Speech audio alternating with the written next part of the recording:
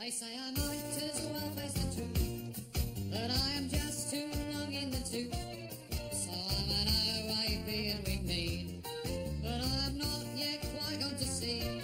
I may be over the hill now that I have retired, fading away, but I'm not yet expired. Clapped out, run down, too old to save, 1 foot in the grave.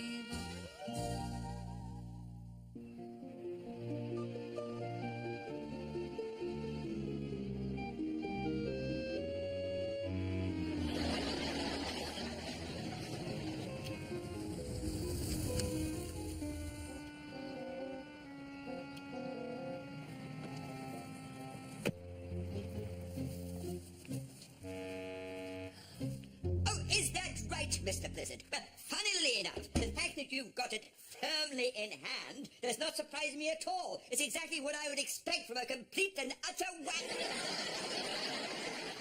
What? I ordered a crazy paved path for the front garden. Where does a pile of bricks come into it? Oh, yes, and I've stopped that check for the thing you laughingly call a barbecue out the back there. It hasn't been in the right place since day one. Yes, well, you can threaten me all you like, Mr. Blizzard. You're not getting a penny of my money now or ever. Oh, when will it ever end? They carry me out of here in a box. It's not my doing all this. You just can't be bothered anymore. Yes, like buying a new car with a pornographic number plate, wasn't you? Got stuck in a funeral procession this morning. The mourners were upset enough without having to stare at that obscenity all the way to the crematorium. Oh, you don't have this. Stuck up inside a food cupboard. It's just while I'm doing my test. You know what the doctor said? To keep a watch for any marked change in frequency or consistency. Yes, boy. You don't need to go into the details, thank you. Now, you going to go out and cover those things up? There's some elastoplast in the top cupboard. Yes, in a second. Oh. What's this? Oh, from Ronnie and Mildred. Read it and weep. Why? What does it say? Do you remember that message he left us on April 1st, saying that we fancied 2 tickets to the Bahamas that he'd won in the firm's raffle because Mildred wasn't well enough to go? Yes, which was obviously an April Fool, so we didn't bother to... Oh, you're joking. Absolutely genuine. Even the next-door neighbors had the time of their lives. It says in there that Mildred's still going through a dodgy patch, but they're both dying to meet up again. He's going to give us a ring to try and arrange something. Oh, God! And the answer machine's not working. We'll have to declare a full code red. Let every call ring, then dial 1471 and see if it's safe to phone back.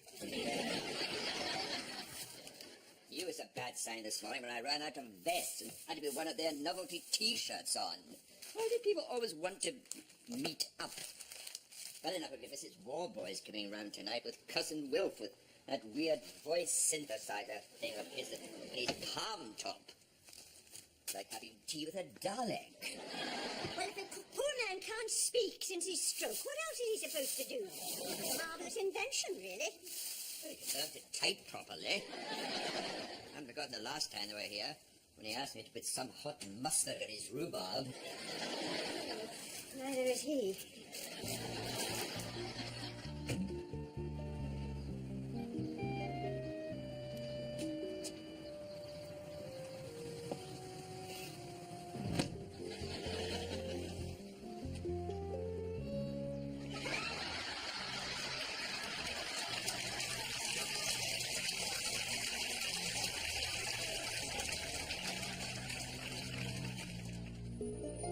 Morning, Mr. Meldrew. I see your butt's in a sorry state at the moment, then.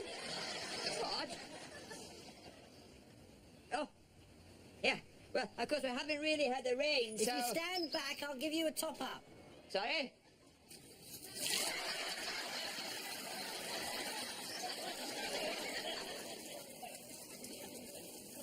Yes, thank you very much. That'll do for now. Oh, yes, gardens have been getting a bit dry on the road lately. Weathermen say there's more to come. Where did that come from? Sorry? Oh, yes, I've just been giving it a quick rinse through, ready for its next outing. Yeah, very realistic they make them nowadays. When I first started in amateur dramatics, you had to make do with a face painted on a balloon. Right. So you were doing some kind of play. Oh, yes, I just completed a very successful tour of nursing homes with murders in the Rue Morgue. Seemed to go down quite well with the over 80s. Yes, we found from experience that anything without a decapitation in it, they tend to start nodding off. So, and of course, for this one, Mr. Snoxall gave us his rather splendid orangutan. So it was quite a hit all in all. Oh, really, Mr. Snoxall? I didn't know he had one. What's that? An orangutan. Sorry? Oh, no. That's just an expression we use in theatrical circles. I mean, he gave us his portrayal of an orangutan. I could be naughty and say he's got a bit of a head start. Anyway, for our next production in our season, Tales of Terror, we're doing Nosferatu the Vampire, which should be quite a good one. We've got little Mrs. Impey from number 10 playing the headless corpse of Lucy Westenra, and fingers crossed for the title role, we're hoping to get Mr. Dimkins from the chip shop. Oh, hello, Mrs. Impey. Just a tick and I'll unlock the gate for you. I was telling Mr. Meldrew I've just put your head through some sturgeon, so it's all nice and fresh for you. Well, I wish you luck with it all anyway. Yeah, bye-bye to you. And don't forget, if you ever need my hose pipe, you know where it is.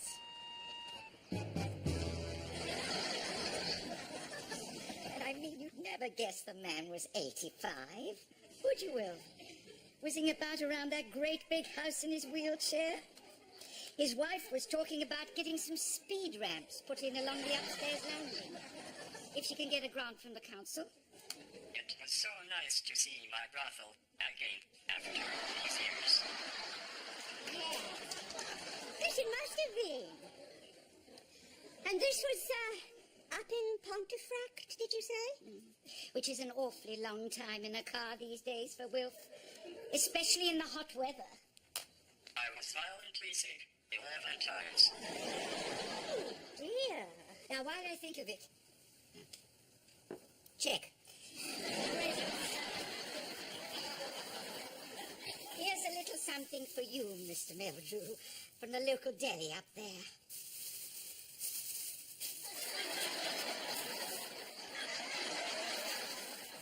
Thank you very much, Mrs. Warboys. And I remembered you saying you were in need of a new jigsaw for something to do in the evenings.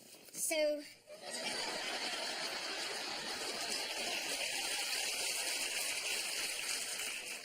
Thank you very much, Mrs. Warboys. That's Sheffield steel. It'll last you a lifetime. I am just going to go to the Lamparati. You know where it is, Will. Bless him. He's coping so well. And you know it's his 75th birthday coming up this Friday. I was thinking of taking him to the old moat house just up the road from here for a big slap-up lunch to celebrate. I know he'd absolutely love it if you and Victor could join us.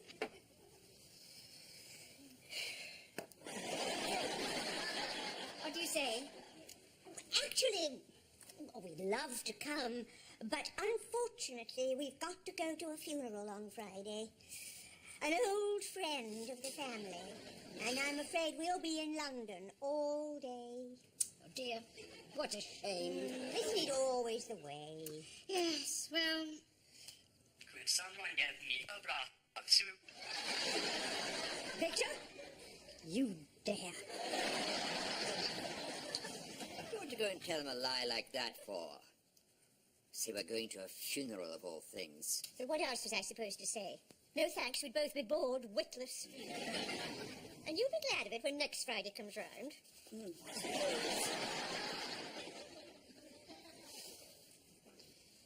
It's like you say. Why do people always want to meet up?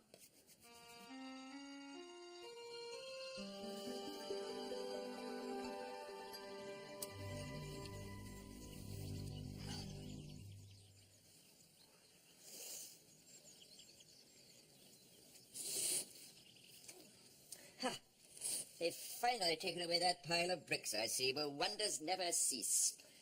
You say I shouldn't keep on at them, but it's the only language they understand, I'm afraid. Can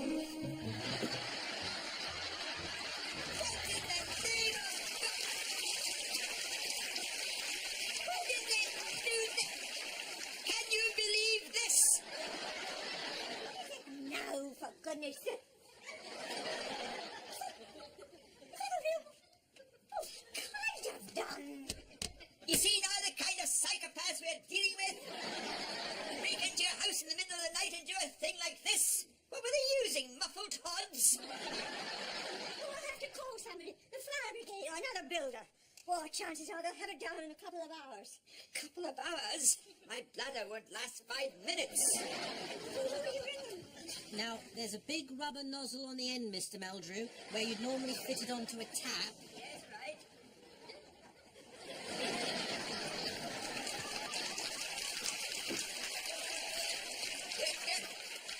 Just hurry up, please, and let me know when you're ready. Right, yes, sorry.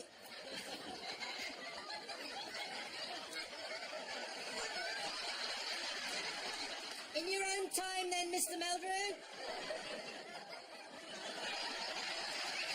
Oh, terrible.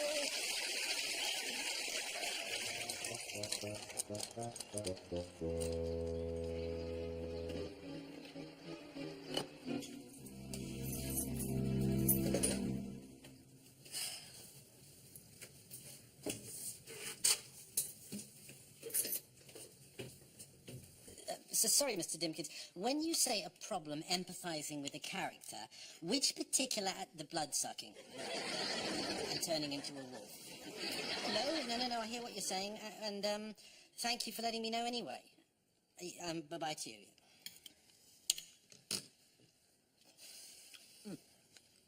Can I offer you a bite at all? Sorry? Oh, no. That's more than I dared do. No, I have managed to get it all off. No, that's a bit of bad news. Mr. Dimkins from the chip shop has just turned us down. No, not the vampire part. So what do you think you'll do now, then? I don't suppose there's any way it would interest you at all.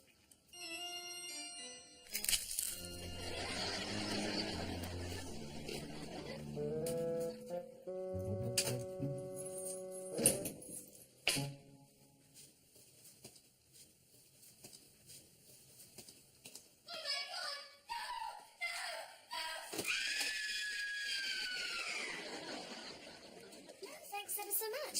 It's really useful, actually. It's given me some great insights, I think, on where to go with it all. Pleasure. Well, I'll see you at rehearsals then, Lindsay, on Friday. Bye.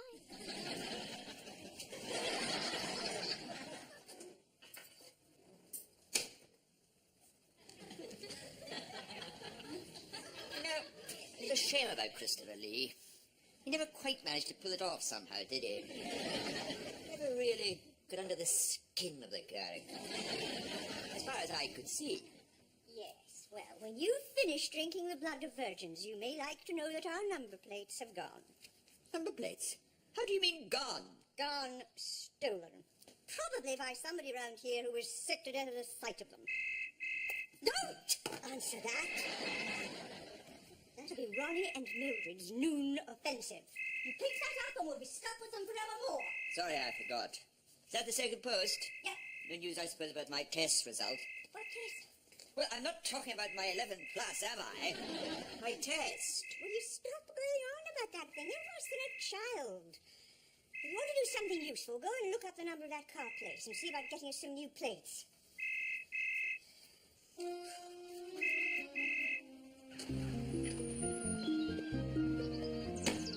Right. That's me off to rehearsals then. There may be a while. Oh, and I think we've missed the electricity man again. I've left his card on the table if you want to do a reading.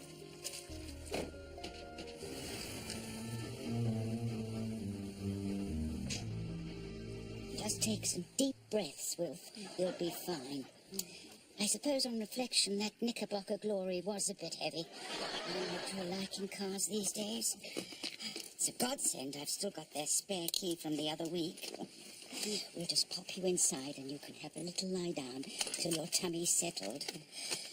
As I say, they were desperate to come after us themselves, but there we are. I don't suppose it's been much fun for the two of them all day, having to go to London for a funeral.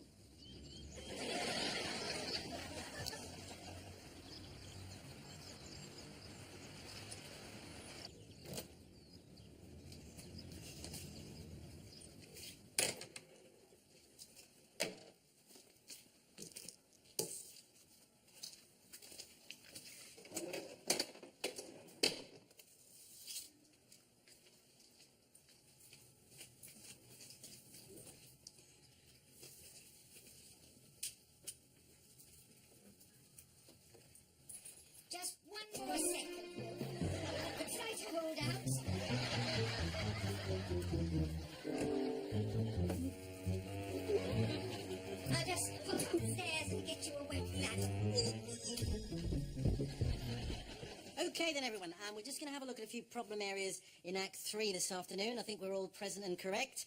Mrs. Impey will be with us shortly. She's just upstairs with Derek having her costume tweaked. And, oh, yes, one bit of good news first of all, Mrs. Mulgrew. You remember I said Lindsay had gone down with a nasty tummy bug and might not be well enough for your big seduction scene together? Well, she's got worse, I'm afraid. But at the last minute, her auntie Maureen has very generously agreed to step into her shoes. So, luckily, we've fallen on our feet there. Now, why don't you come and park yourself here, next to Mr. Snoxall, and we'll begin.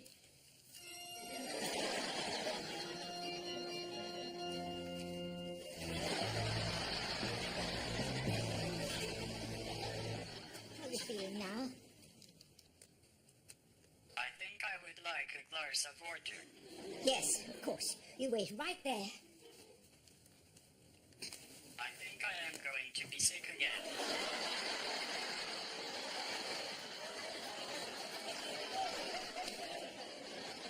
So that's been a very productive session then, everyone. Now, there's more tea coming if anyone wants it, and an orange juice for you, Mrs. Impey, wasn't it?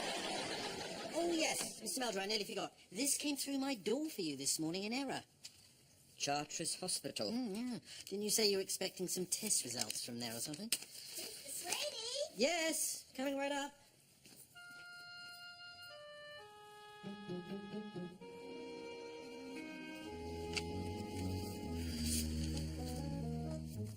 So, what do you think?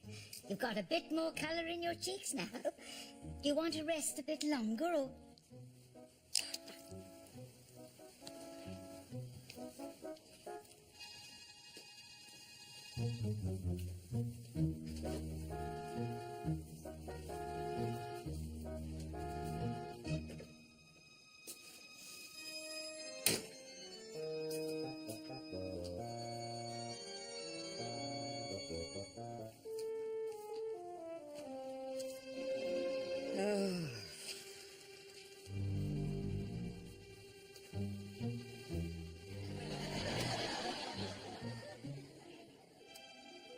I think I would like a glass of water. I think I am going to be sick again.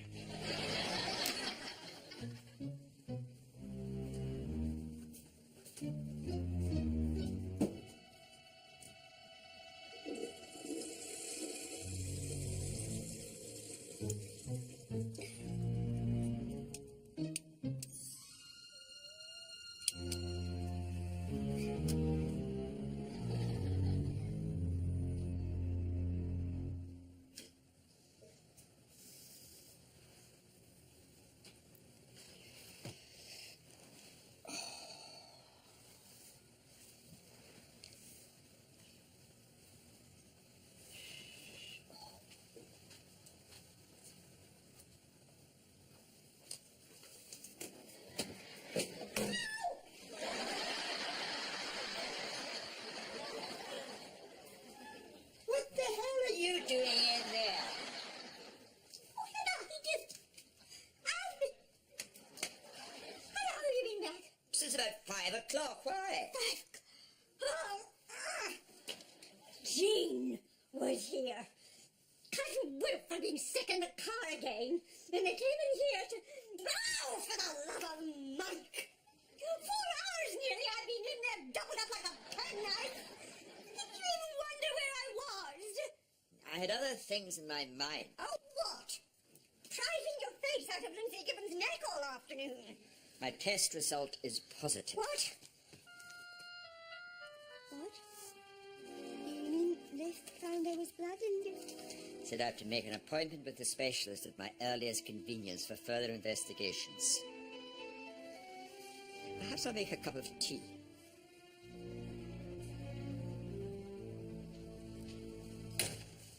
I despair. I do, straight. Last week, 2 big black bags I gave you. One full of clothes to take to the dry cleaners, the other with the carpet cuttings to go up the tip. No one would believe it, would they?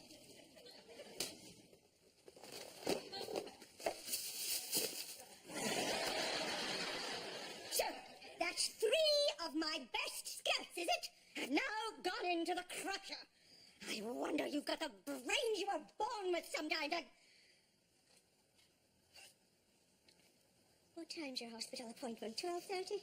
You sure you don't want me to come with you? Look, I don't have to do this wretched number plate thing today.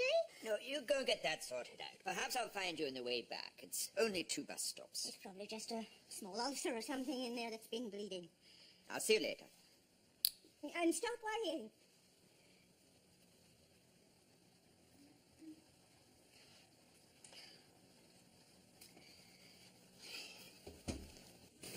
Anyone in? I'm sorry I'm a bit later than I said. My car started making a noise like an elephant whenever I go into third gear. For some reason. Right, I'll get that thing for you. Shame that. I've got rather a lot to get today. Thanks. Of course, I still haven't been in your new car yet, have I? Didn't you say you had to go into town at some point today? Or did I imagine it? So, Mr. Meldrew, hemoccult tests were positive, but no clinical symptoms other than a generally irritable bowel. And there's no reason you can think of why blood should have found its way into your digestive system.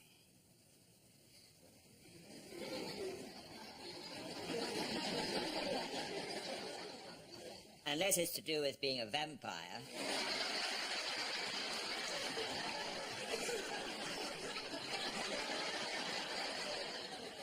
And I'm rehearsing for this play. I'm afraid there's no easy way of finding out what's lurking inside a person's large intestine, Mr. Meldrew. So, are you familiar with the procedure called a colonoscopy?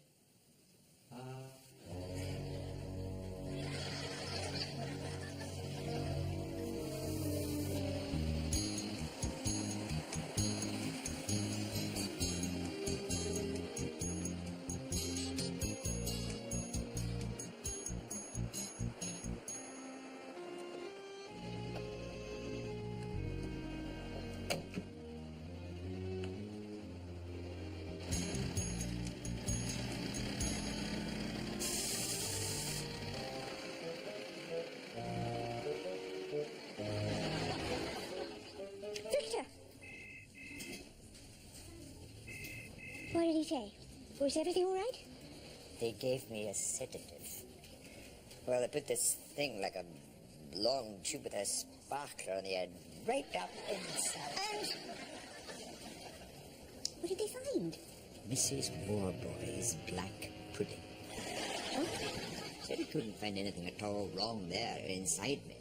Then, as I was getting dressed, I suddenly remembered I'd had that ruddy black pudding. Full of pig's blood and God knows what. Oh, I need to lie down before I fall down. Where's the car?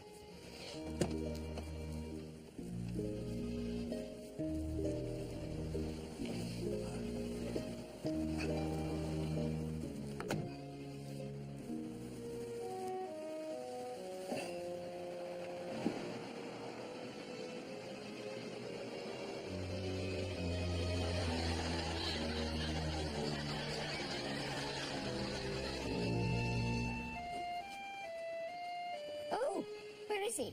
I thought you said he'd come out to the car for a lie down. Well, he did. And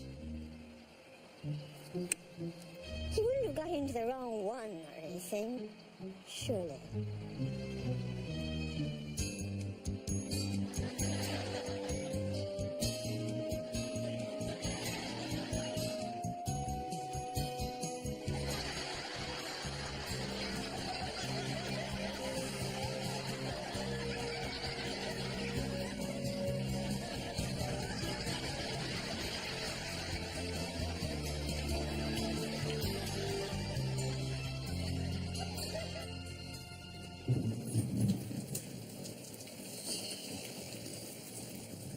Come and sit down. You must be ready for a cup of tea.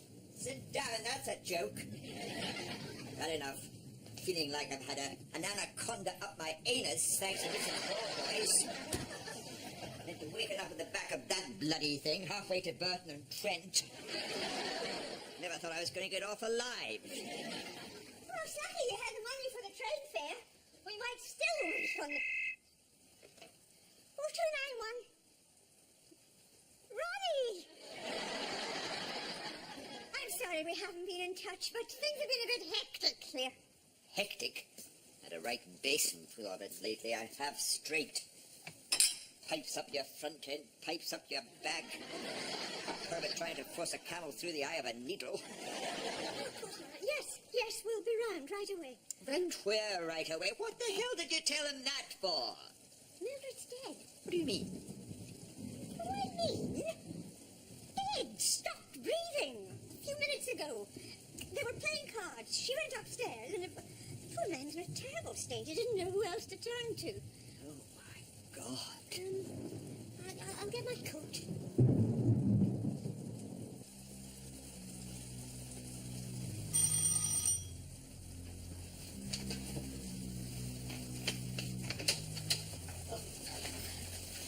Ronnie. Oh, I don't know what on earth to say. Have you rung for an ambulance? I mean, what happened? You said there was no sign, no warning of any kind. She only needed Mrs. Stitch, the tailor's wife, to win. Said she just got to pop upstairs for a moment to... and then, of course, well, she didn't come down again. So, where is she now? She's still up there.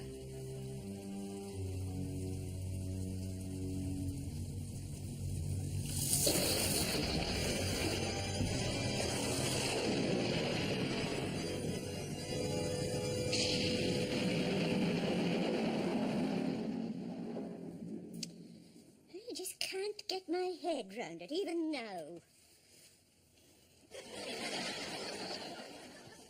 I mean, she seems such a jolly soul. Well, they both did. And now we find out she's been suffering these terrible bouts of depression.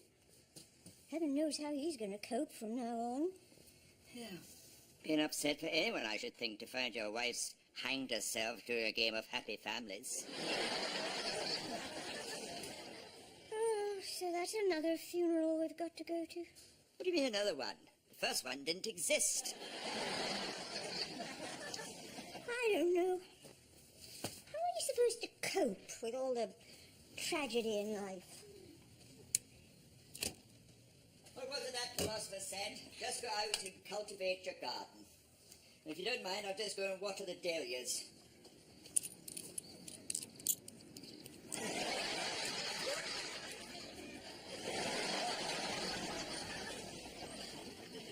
I'll get the lunch on.